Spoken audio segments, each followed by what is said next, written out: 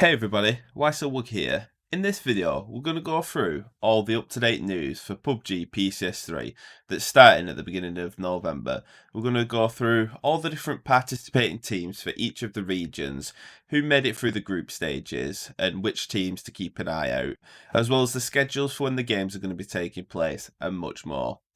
Also, if you did miss the last video, we did a video about what the performance on the next gen consoles is going to be like. So there'll be a card at the top of the screen now on that one, and also at the end of the video as well, in case you missed it. But yeah, hope you enjoyed this video and find the information useful. If you do, consider liking and subscribing to see more. So, jumping straight in, they do have an announcement video that you can watch if you like on the esports YouTube channel, I think it is. And then finally, so the first thing, they go into the prize pool. So there's an $800,000 prize pool, which is split across $200,000 for each region. So proper money up for grabs. But on top of that 800k, they're also going to be another more money available for the teams. So it's a good way to support the esports. So 12.5 out of all the money that people spend getting the coupons and stuff, 25% of it will go to the teams. An extra 12.5%, depending on how much it is, will go to the overall prize pool and then be split between the four.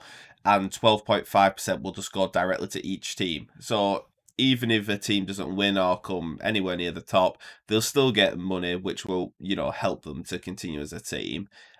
Which is good, especially for the smaller teams who haven't necessarily got as big as sponsorship deals and stuff. So it's a good way that Pubg are putting back into the esports teams there, which is pretty good. Then we get to have a look at the schedule. So the pick'em sales will begin tomorrow. Sorry, on the 20th. Well, it will begin today at the time of the video going out, which would be the 28th for the PC, and then the Pick'em sale will go live on the 29th, along with the Pubg update for those console, and then exactly 1 week later the games will start. Then you have 2 weeks of games, which takes you to the 15th, and then at that point there's 3 days off until the 19th. Now at the 19th, at the start of the last week of games, you can no longer vote anymore. So what I'll be doing, like I just did for PCS2, on the 16th or possibly the 17th, depending on when I get the time, I'll be creating a video with the best people to choose for each region, to give you guys a good idea if you've not managed to catch as many games, who's been playing well, and which ones are likely to net you the points. Last time in the PCS2 one I did it, and I got 3 out of 4 correct in terms of the regions. So it's a good indication, and a lot of people commented on that video. They only had 1 coupon, because a lot of people just get 1, and who to go for, and the one that I recommended for those guys won by quite a significant margin, which was good. So again, I'll be putting that video up, and if you do need the help, then keep an eye out for that one, because it might give you some indication on where to put your coupon. And then finally, after the last week of games, the day after the last game, which would be the 23rd, you can go on and claim your reward, and you've got a couple of weeks to claim those before you can no longer claim them, which is good. So let's take a look at the teams that are actually participating. So in the first region, which is Asia, you've got some big teams in this one. So teams to keep a lookout of are Infantry, who did really good in PCS2, 4 Angry Men, and Tiamba, as well as Genji. Genji didn't actually make it into PCS2, but previous tournament like the PGC, which they won, they did really good. So it's a good idea. Those 4 teams are going to be very good.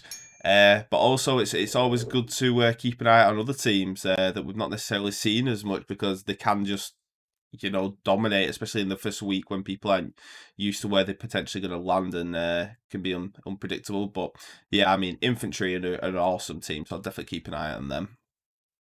The next team, which is North America, you've got some good teams here as well. So a couple of good teams that did well in PCS2. You've got Shoot to Kill and Sonics. They were good. Zenith Esports were decent, and so were Oath as well.